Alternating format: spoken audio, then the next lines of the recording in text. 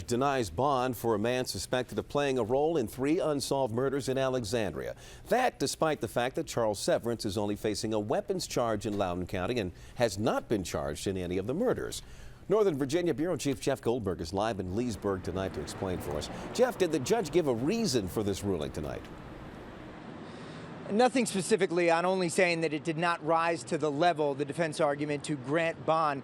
The defense making the case that if granted bond, Charles Severance would be staying safely with his parents in Fairfax County and would have no desire to leave the area. But the prosecution countered that, yes, Charles Severance would be a flight risk, calling him a nomad, while also questioning his mental health.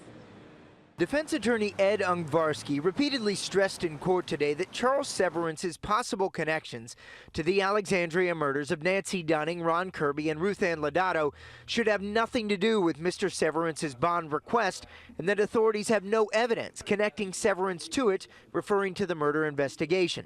According to a criminal complaint, on March 10th, Severance fled his home in Ashburn with guns bought by his girlfriend, Linda Robra. He was arrested days later in Wheeling, West Virginia.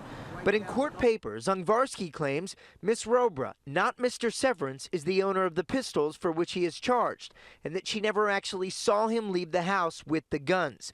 He also writes that Robra had incentive to cooperate after authorities found marijuana during a search of her home.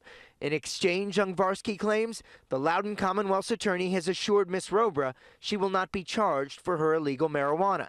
That attorney, Jim Plowman, admitted in court that the criminal complaint was not precise and that more evidence will come out soon. Plowman also cited Severance's possible depression as a reason to deny bond, alluding to mass shootings.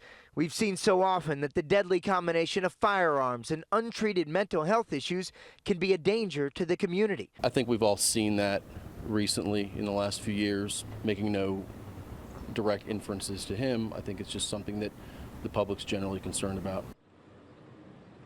And Jim Plowman saying today in court that the circumstantial evidence against Charles Severance is not at all thin, as the defense claimed in court today.